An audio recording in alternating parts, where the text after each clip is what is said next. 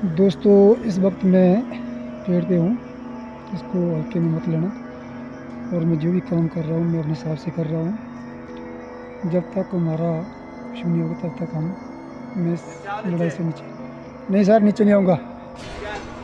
नीचे नहीं।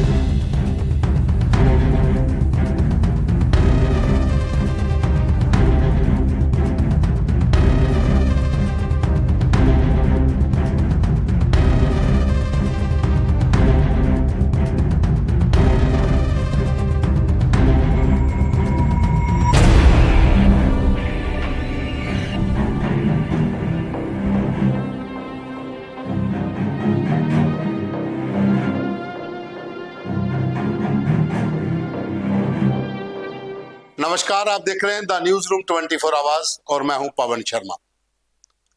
एक कहानी आपको बताने जा रहा हूं। कहानी है जम्मू कश्मीर पुलिस के एक एसपीओ की, जिसे हम स्पेशल पुलिस अफसर कहते हैं। अपने विभाग के साथ कई मुद्दे हैं। सैलरी को लेकर व तमाम जो इशू हैं उसे लेकर वो अपने पड़ोसी राज्य हिमाचल प्रदेश में चला जाता है और वहां पर एक पेड़ पर चढ़कर आत्महत्या करने की धमकी देता है। ये हम आपको पूरी कहानी आगे बताएंगे, लेकिन इसमें एक चीज बताने वाली है कि आपने जिस व्यक्ति को वोट देकर अपने इलाके का एमएलए चुना है, अगर वो एक व्यक्ति की इस तरह की घटना जब होती है, वो वारदात जब होती है, उसे सुनकर खुद रात के अंधेरे में गाड़ी लेकर निकल जाता है उसे लाने के लिए, बचाने के लिए, तो ये समझ लीजिए कि आपने वोट सही जगह पे दिया है। क्योंकि बहुत कम होता है कि राजनीति में इस तरह के लोग चुनकर आते हैं जो अपने लोगों के लिए दिन रात सेवा में तत्पर रहते हैं। डॉक्टर रमेश्वर सिंह जो बनी के इंडिपेंडेंट विधायक हैं, उनके पास ये खबर पहुंची तो वो खुद हिमाचल प्रदेश के बनी खेत इलाका जो कि चंबा जिला में पड़ता है, वहां पर अपने काफिला लेकर पहुंचते हैं और एक पेड़ पर चढ़े जम्मू कश्मीर पुलिस के एसपीओ को नीचे लाते हैं और उनके साथ बातचीत करते हैं और उन्हें भरोसा देते हैं कि वो जम्मू कश्मीर पुलिस में ये बात रखेंगे। हालांकि असेंबली में भी ये मुद्दा उठा था कि एसपीओ की सैलरी जो है वो बहुत कम है।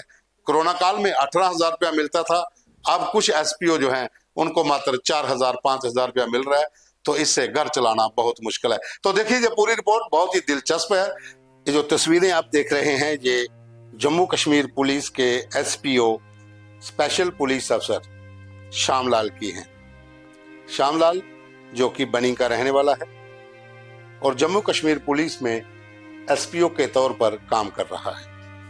विभाग के साथ सैलरी को लेकर या कुछ और मुद्दों को लेकर परेशानी थी और वो बनी से निकलकर हिमाचल प्रदेश के जिला चंबा के बनी खेत इलाके में पहुंच जाता है। घटना कल शाम की है और श्यामलाल एक हाईवे के किनारे बड़े पेड़ पे चढ़ जाता है और वहां से आत्महत्या करने की धमकी देता है। खबर आग की तरह फैली। बनी खेत व उसके आसपास के जो निवासी थे वो एकत्रित हुए, पुलिस को सूचित किया गया और इसे नीचे लाने की कोशिश की गई, लेकिन हर बार ये पेड़ से यही धमकाता रहा कि नीचे नहीं आऊंगा, अगर कोशिश की किसी ने ऊपर आने की तो छलांग लगा दूंगा। खबर बनी में पहुंची। उस समय अंधेरा हो चुका था, रात पड़ चुकी थी। बनी के विधायक डॉक्टर रमेश्वर सिंह जो आजाद उम्मीदवार के तौर पर बनी से चुनकर गए हैं असेंबली में, वह अपने काफिले के साथ निकल पड़ते हैं बनी खेत चंबा के लिए। और ये एक चुने हुए प्रतिनिधि का अलग ही रूप देखने को मिला कि उसके इलाके का एक व्यक्ति जो दूसरे राज्य में इस तरह की वारदात के लिए पेड़ पे चढ़ गया हो और वो खुद उसे बचाने व पेड़ से उतारने की कोशिश करते हैं और वहां पहुंच जाते हैं और कोशिश की जाती है कि वो नीचे आए। आखिर विधायक की बात सुनकर वो नीचे आ जाते हैं और श्यामलाल से काफी बात उनकी होती है।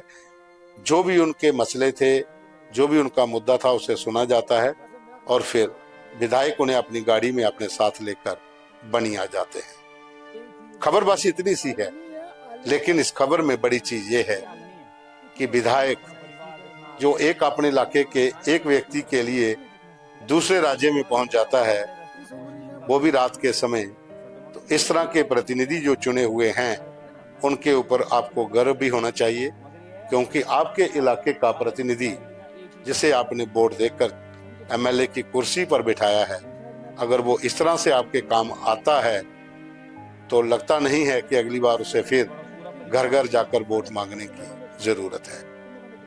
कितने बंदे कितने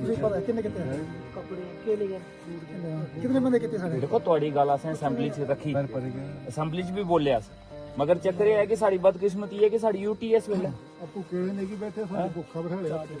एक बंदा परेशान हुआ, असें कोई गैर कानूनी काम नहीं किया, मिलिटेंसी ऐसे नहीं की, 2 नंबर का काम ऐसे नहीं किया। देखो चक्कर पता क्या है, ये लोग हैं मजबूर, ठीक है। एसपीओ थे, इनकी सैलरी थी 18,000, और कोरोना के टाइम पे जब कोई घर से बाहर नहीं निकलता था, ये एसपीओ लोग चौक पे भी लगे, सड़कों पे भी लगे, हॉस्पिटलों, रात दिन इन लोगों ने से ड्यूटी ली सरकार ने, और इन्होंने भी यही सोचा कि 18,000 हो गई है सैलरी, तो अब चलो कोरोना खत्म होगा तो हम अपने घर जाएंगे, 18,000 से हम अपना रोजगार चलाएंगे। इन लोगों ने उस 18,000 की सैलरी पे घर बनाने के लिए लोन भी ले लिया, लोन लिए, मकान के लिए लोन ले लिए। कोरोना खत्म हुआ तो जनाब इनको 18,000 से 4,000 रुपए पहुंचा दिए, इनकी सैलरी पहुंच गई 4,000 रुपए। अब प्रॉब्लम ये है कि अब ये लोन कहाँ से चुकाएं।